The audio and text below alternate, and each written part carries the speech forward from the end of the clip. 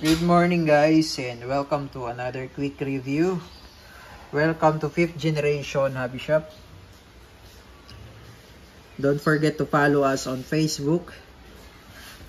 Yan, 5th generation hobby shop. So ngayon guys, meron tayong i-review. Quick review lang tayo.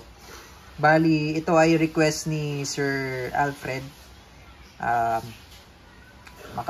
Nag-chat sa amin sa page na kung pwede daw i-test yung Glock 19 non-blowback sa lata ng sardinas. So, titingnan niya daw kung tumatagos ba yung bala nun sa lata ng sardinas. So, meron tayo dito naka-prepare na lata ng Mega Sardines.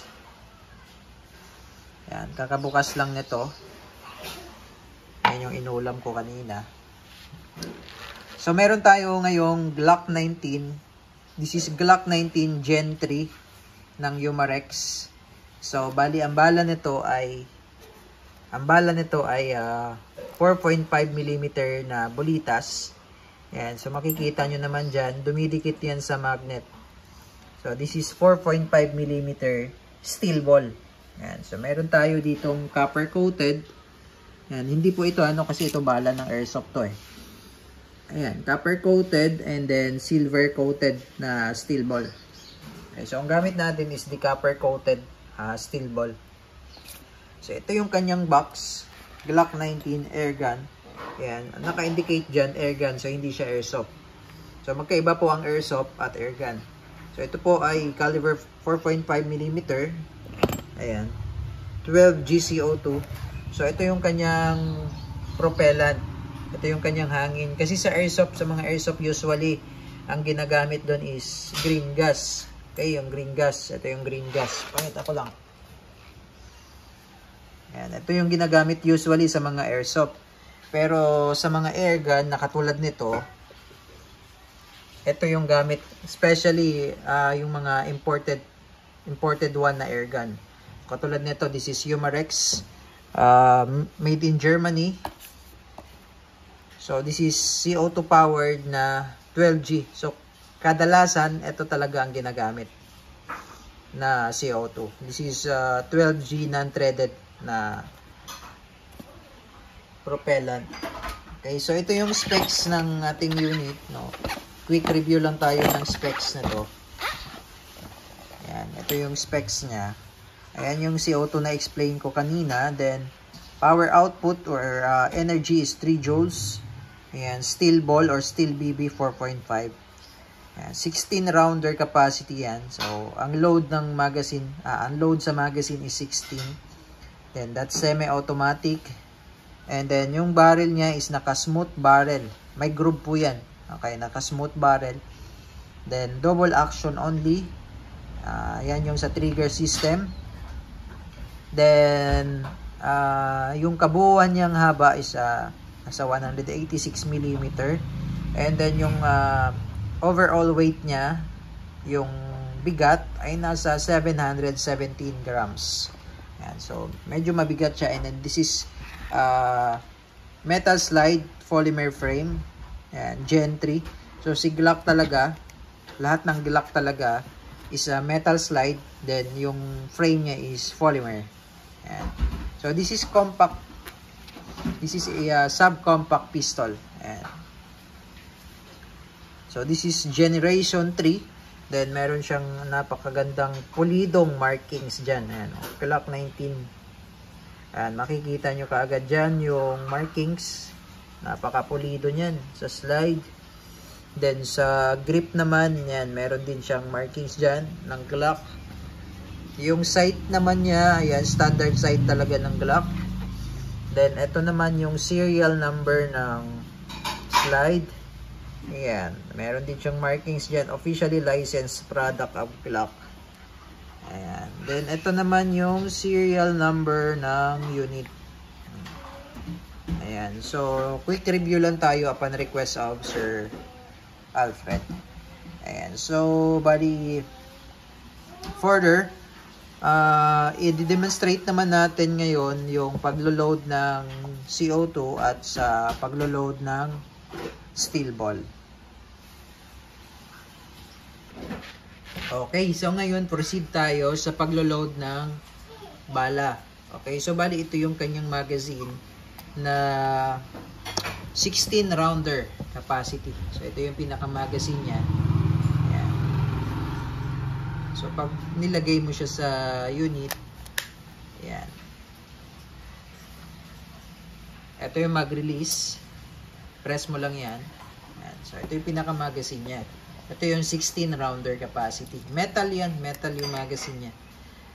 Itong pinaka-base pad, plastic lang siya. Plastic. Ito metal. Ito plastic. Ayan.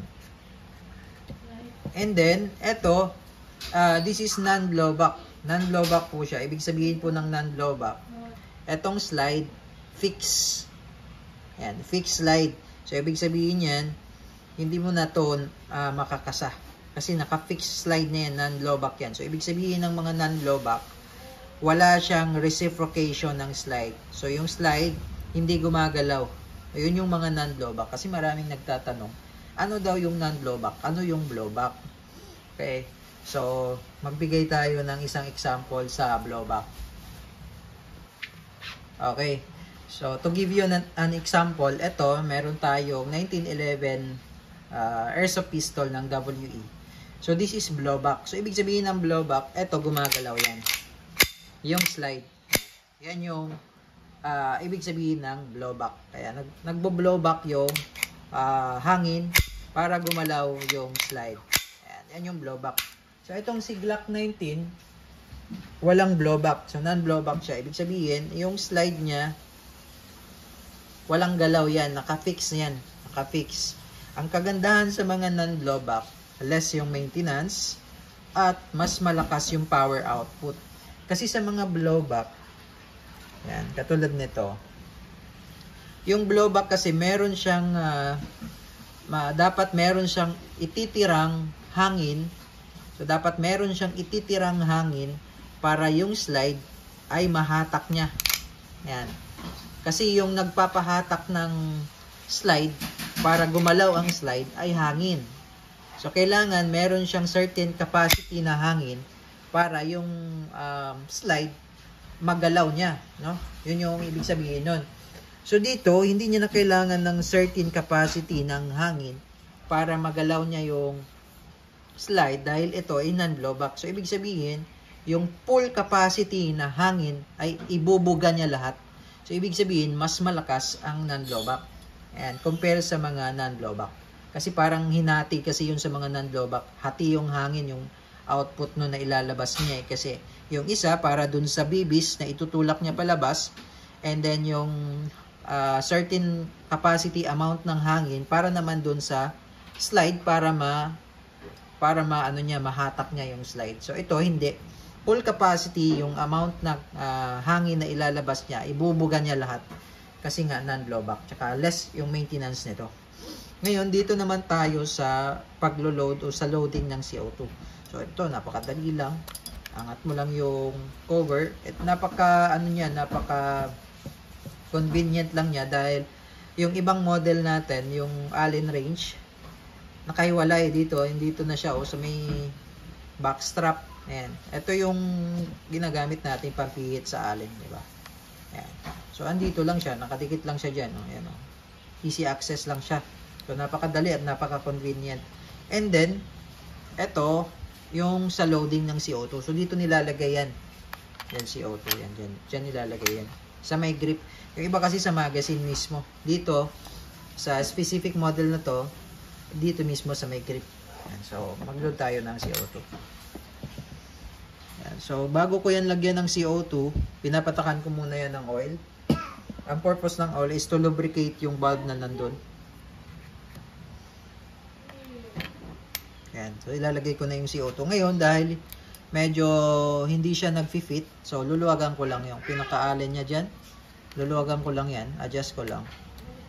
Yan. Para pumasok na yung CO2. Ayan. So, ayan. Nag-fit na siya. And then, that's the time na hihigpitan ko na. So, kailangan dito medyo mabilis lang. Quick. Ayan. Then, tamang higpit lang. Ayan. Tama na yan. Okay. And then, check lang natin kung...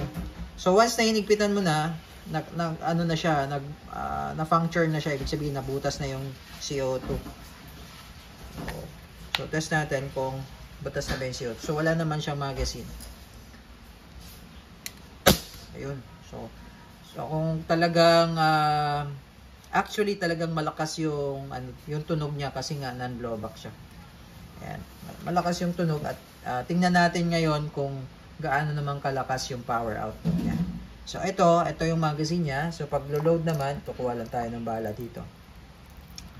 Sa pag-load naman, napakadali lang din. Itong spring, isagad mo lang sa dulo. Yan, lalak mo lang. Load mo lang siya dito.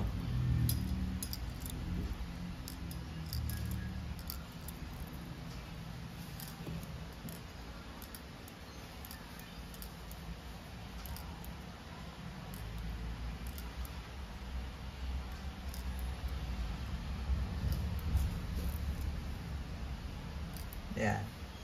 Tapos, release mo lang yung spring. Yan. Release mo lang yung spring. Yan. Okay. So, single stock 16 rounder siya.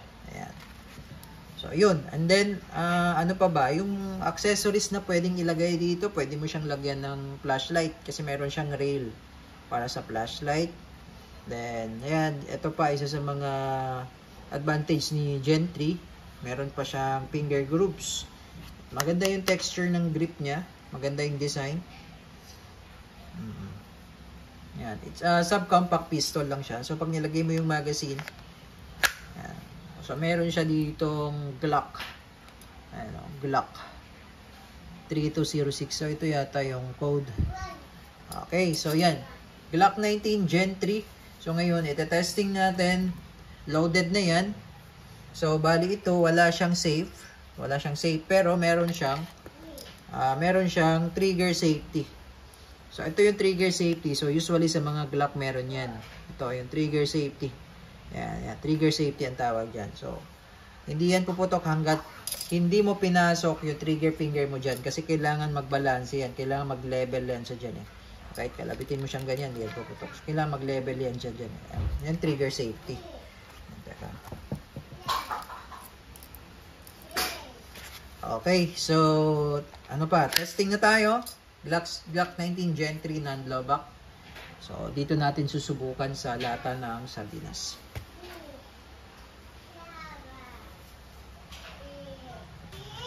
Okay, testing. So, nasa 2 meters ang layo natin sa target. Glock 19 non-blowback upon request of Sir Alfred. Okay, so, tingnan nyo yung lata. Firing. Okay, so check natin kung talagang nag-penetrate yung bala. Okay, so ito yung lata. Yan, so ito yung entry point. Dito siya pumasok yung bala. And then dito siya tumagos. So ibig sabihin talagang nag-true and true yung bala. Tagos talaga siya sa lata ng sardinas. So, Sir Alfred, so to answer your question, kung talagang tumatagos siya sa lata ng sardinas, so this is mega sardines na lata. So, siguro nakadepende din sa klase ng lata. May mga lata kasing makapal. So, ito, dito sa mega sardines talagang tumatagos yung bala ng Glock 19 non-blowback. Okay, so testing pa natin. Ubusin natin yung bala. Okay, so nilagyan ko siya ng stopper para hindi magalaw yung lata. Okay, firing. At saka nagugustuhan ko dito, yung trigger niya malambot. Malambot yung trigger, napaka-smooth.